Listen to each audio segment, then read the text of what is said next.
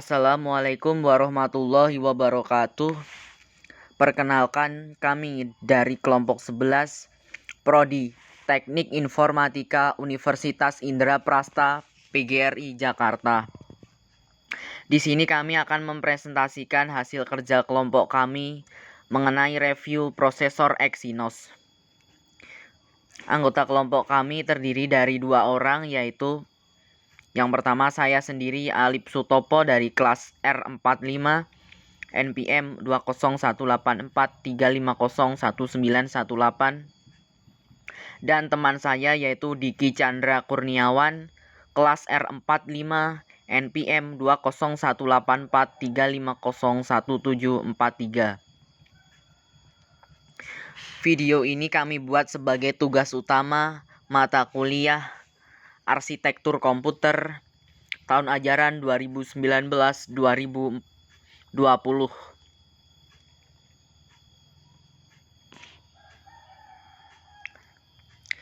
Oke, selanjutnya langsung masuk ke pembahasan materi kami yang pertama, yaitu mengenai sejarah prosesor Exynos. Exynos adalah chipset atau prosesor yang dikembangkan oleh vendor smartphone asal Korea Selatan, yaitu Samsung. Prosesor Exynos pertama kali diproduksi pada tahun 2010 dengan varian utama yaitu Exynos 3, pertama kali digunakan pada Samsung Galaxy S seri yang pertama. Prosesor Exynos generasi pertama dibuat dengan arsitektur AMD. Kemudian saat awal tahun 2011, Samsung meluncurkan seri kedua yaitu Exynos 4210 yang diaplikasikan pada Samsung Galaxy S2. Di tahun yang sama pula Samsung merilis Exynos 4212 sebagai penerus seri sebelumnya.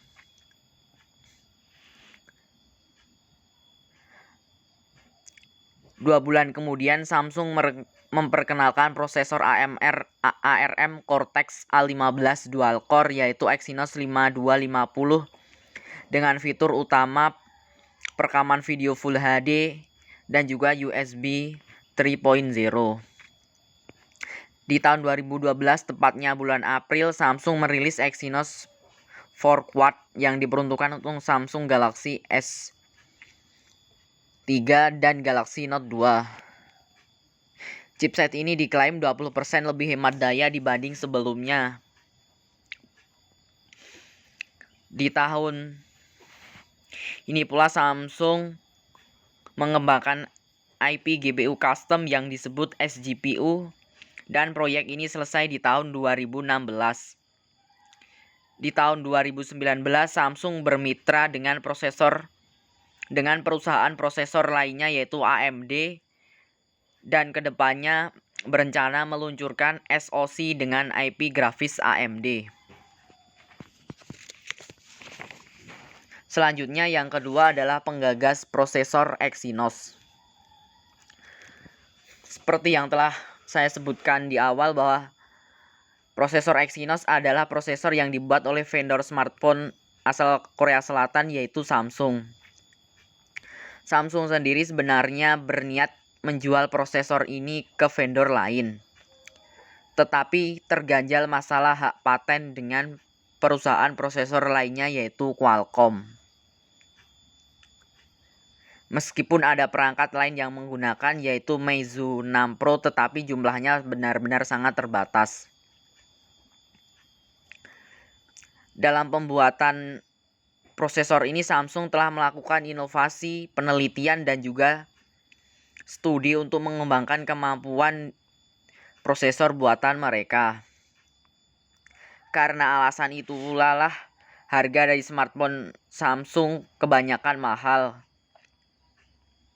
Samsung sendiri dikenal sebagai brand yang teknologinya kerap menjadi pioner atau panutan bagi brand smartphone lainnya. Dalam perkembangannya, Samsung terus berupaya maksimal untuk meningkatkan kemampuan prosesor mereka. dengan fabrikasi yang semakin kecil tetapi teknologi semakin ditingkatkan. Seperti dari kinerja grafis, kamera, wifi, optimasi baterai, dan juga lain sebagainya.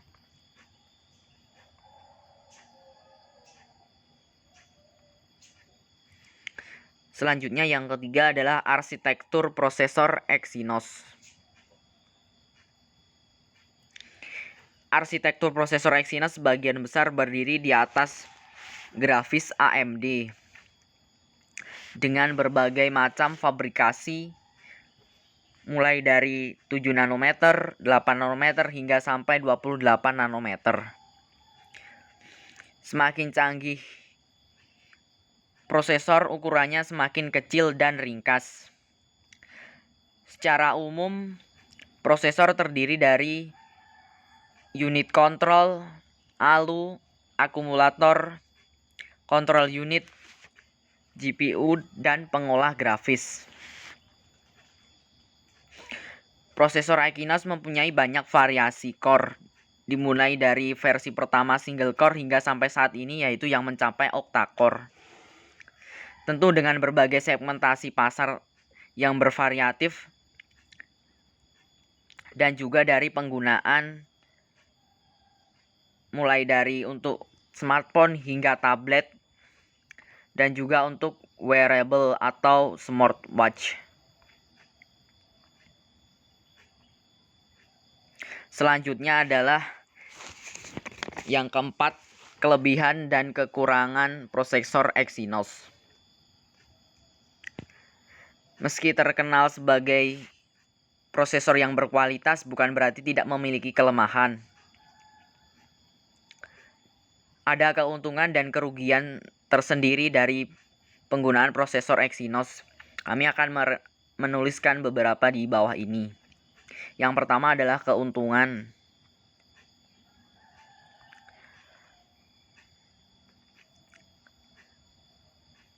Kualitas terjamin.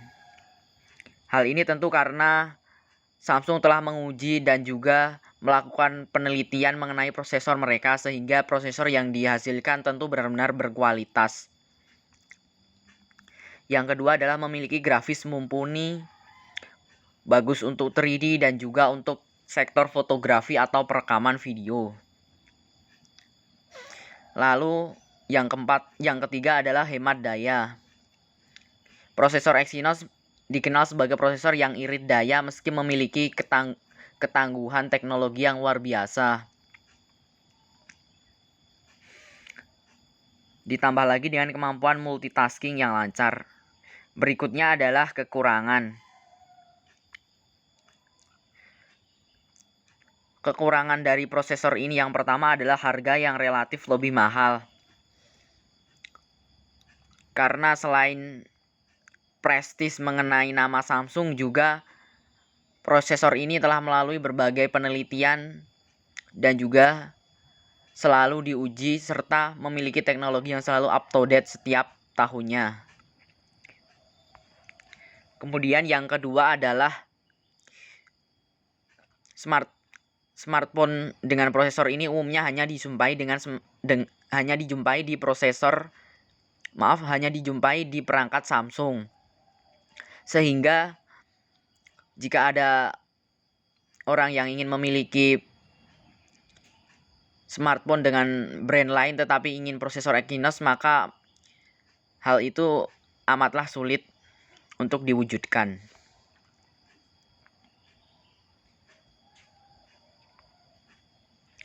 Selanjutnya yang kelima yaitu adalah ciri-ciri dari prosesor Exynos. Secara umum ciri khas prosesor Exynos adalah selalu digunakan oleh smartphone atau pabrikan Samsung.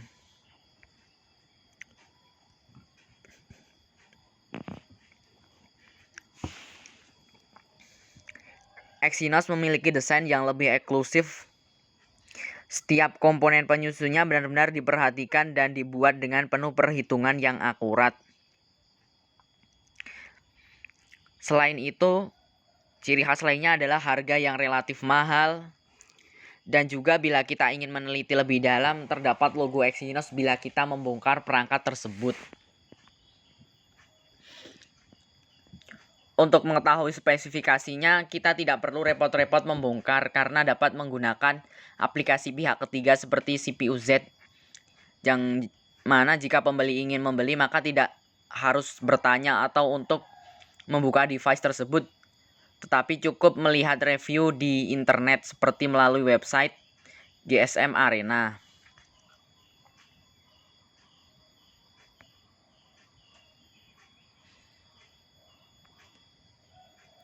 Selanjutnya yang keenam adalah mengenai jenis-jenis prosesor. Samsung sendiri membagi variansi prosesor menjadi 7 lini. Dengan satu versi adalah versi lama. Setiap lini prosesor tentu menspesifikasikan prosesor berdasarkan kecanggihan teknologi yang dimilikinya serta segmentasi pasar. Sebagian besar prosesor tersebut dipakai untuk smartphone dan juga tablet. Macam-macam serinya yaitu adalah Exynos 9 series, yang di dalamnya ada Exynos 990. Kemudian ada juga Exynos 7 okta dengan seri 7420, 7870, 7520, 5433. Lalu ada Exynos 7 series. Di dalamnya ada seri Exynos 9610, 9609, 7904, 7885, 7884,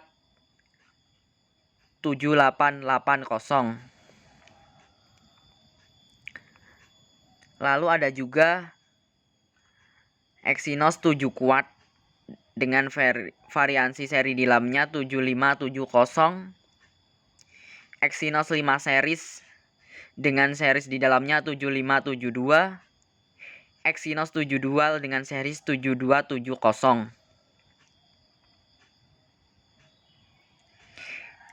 Exynos 8 okta dengan series 8890 dan juga versi lama.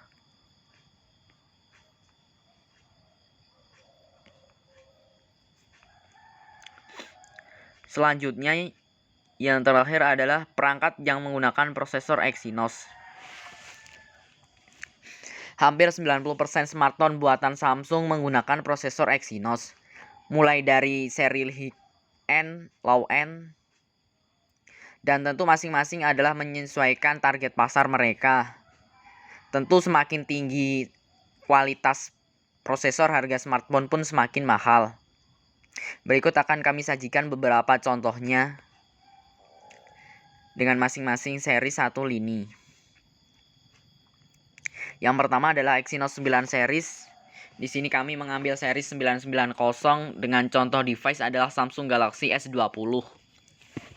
Lalu yang kedua adalah Exynos 7 series dengan series di dalamnya yaitu 9610, terdapat pada Samsung Galaxy A50. Lalu yang ketiga adalah Exynos 5 series, terdapat pada device non Samsung yaitu Meizu 6S. Selanjutnya ada Exynos 8 okta. Di sini kami mengambil Exynos 8890 yang terdapat pada Samsung Galaxy S7 Edge. Selanjutnya adalah Exynos 7 okta. Di sini kami mengambil Exynos 7420 yang terdapat pada device Samsung Galaxy S6 Edge Plus. Selanjutnya adalah Exynos 7 quad yang terdapat pada Samsung Galaxy J3 tahun 2017. Lalu yang terakhir adalah Exynos 7 dual yang di mana ini digunakan pada wearable, yaitu salah satunya adalah Samsung Galaxy Gear Sport.